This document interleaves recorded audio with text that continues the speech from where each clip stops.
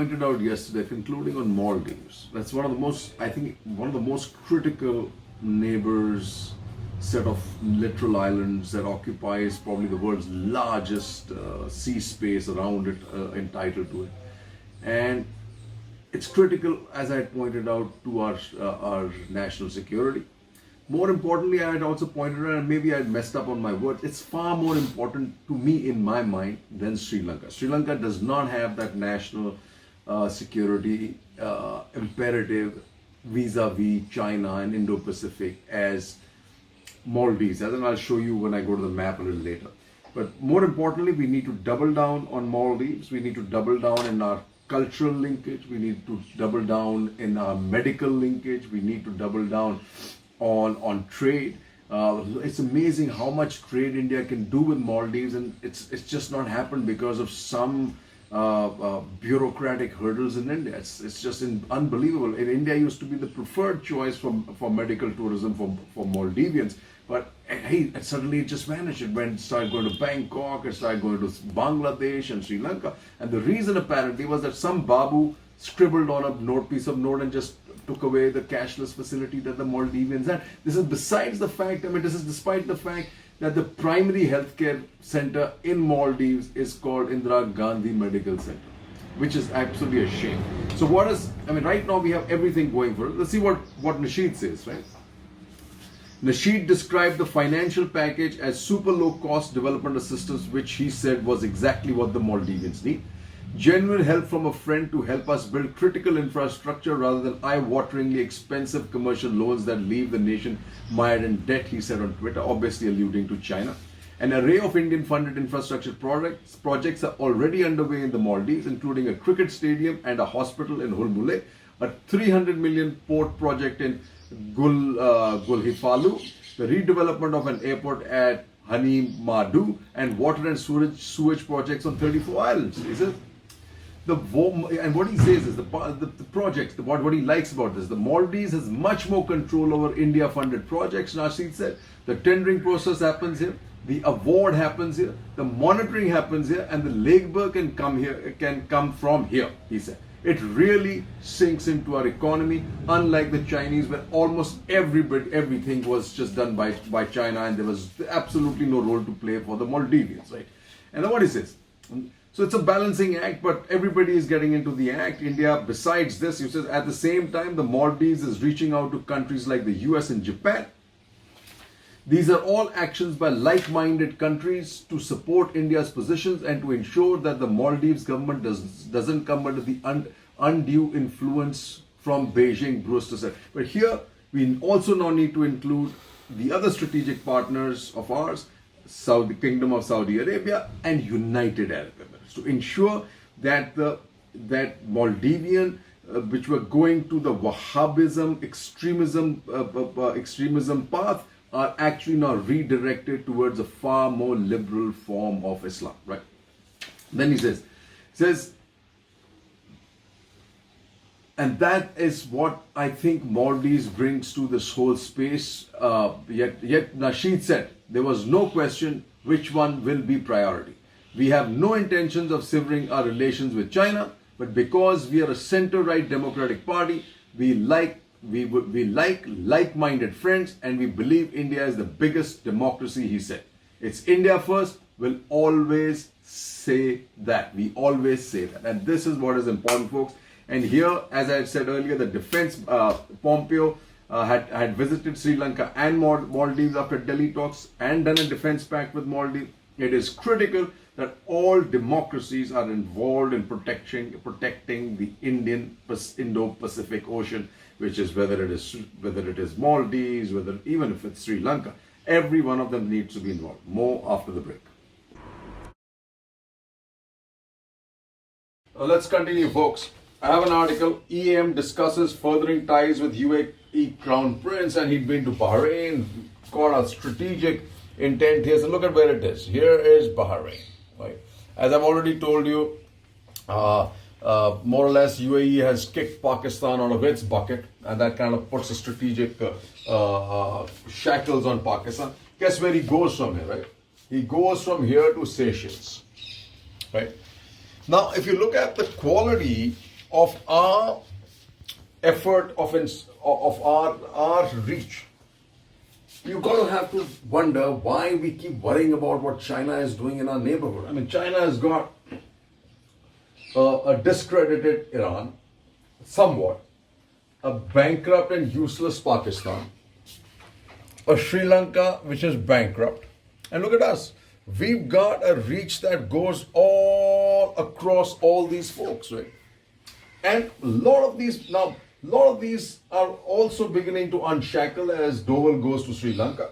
But imagine what is critical for India at this stage. As I said something about fishing, remember? This is the fishing zone of these countries between Seychelles, India, Mauritius. This is what China is after. And this is what we need to protect. And this is what we got to ensure that at no cost an FTA is done between the Maldives and China. Because it was always about fish. That's the next big oil as far as food is concerned, folks. More after the break. Think of natural products. Think of Sada Jeevan.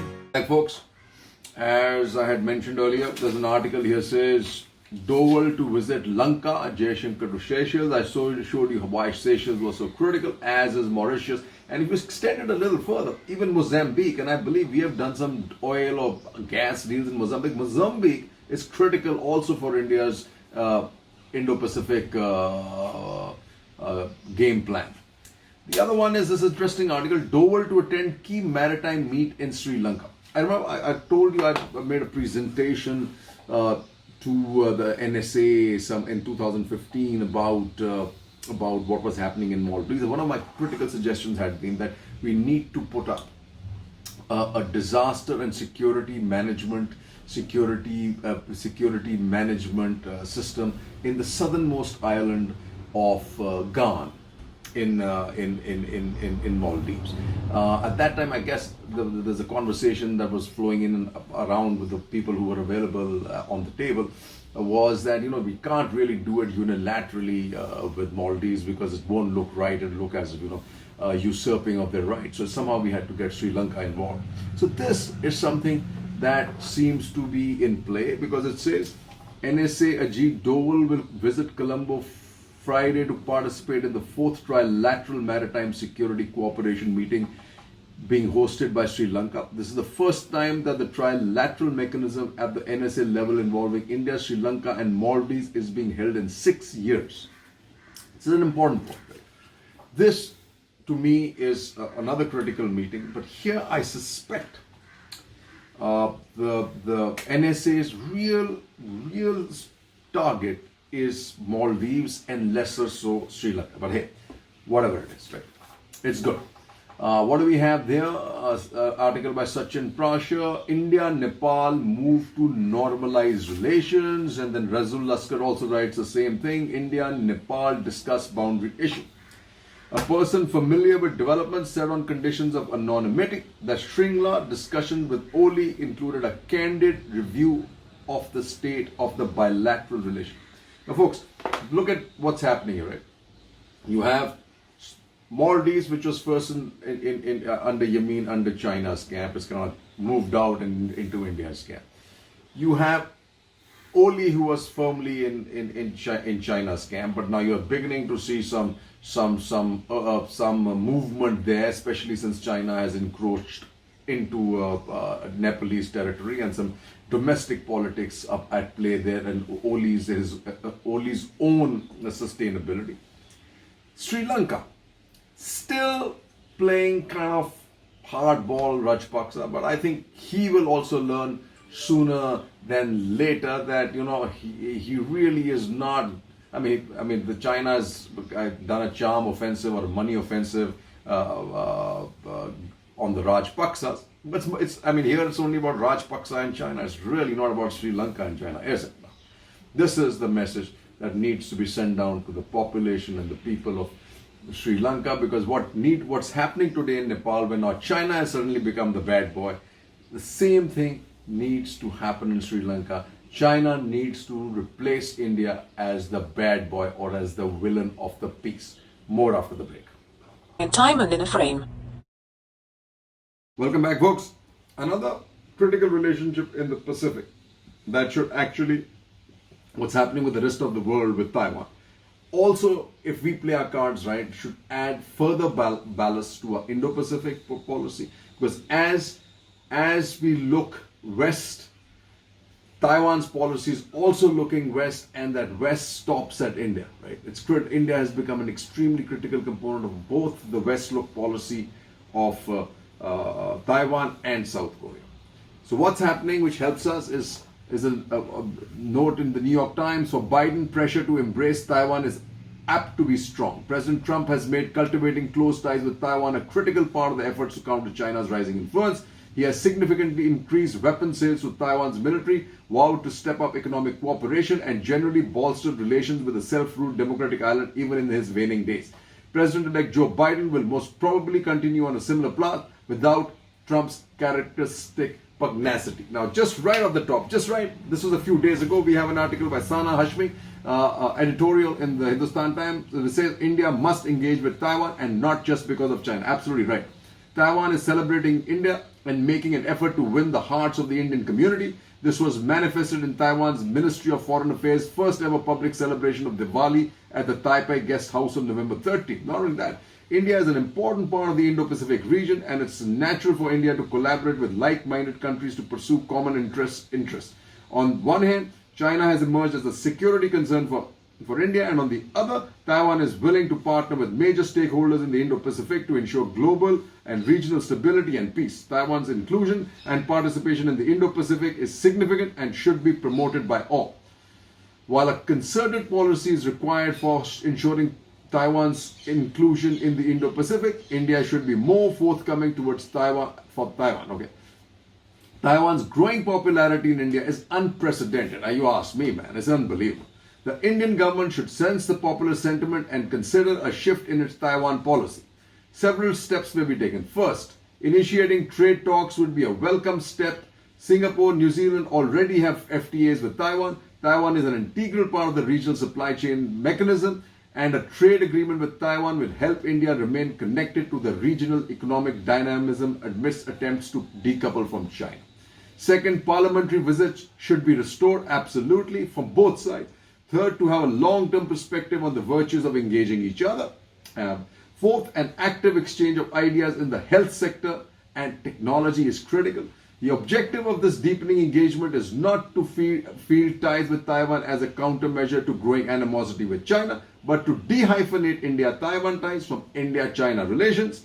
Taiwan is reaching out to India. India too should reciprocate. Okay, that's done with Taiwan. The next is green energy. Green, folks. Green. As you see here, with Kerry as envoy, Biden to prioritize climate exchange. Folks, Kerry was the guy engaged deeply with India when we signed the Paris Accord, right? And lots of money there. Now, with Kerry there, focus there, and with India, with what we are talking about, solar, green energy is really potential 20 billion Prime Minister. Modi invites global investors that shows companies of pro-business policy. Absolutely, folks. These two actually are going to become, in my hand, foundations of the relationship between India and the United States, where we can exchange technology, share manufacturing, and get a whole bunch of investment. Okay. As we go, Mr. Jai Shankar will keep global spotlight on the epicenter of terrorism, says Jai Shankar, and the United States says, we stand with India and fight against terror, US. But just remember, folks, there were 7 or 8 Americans killed. It won't be a leap. We should take the leap of faith and commemorate these deaths and blazon in newspapers in the United States. It's time that the liberal publications like New York Times, etc., carried these advertisements from the Indian embassy. Jai Hind.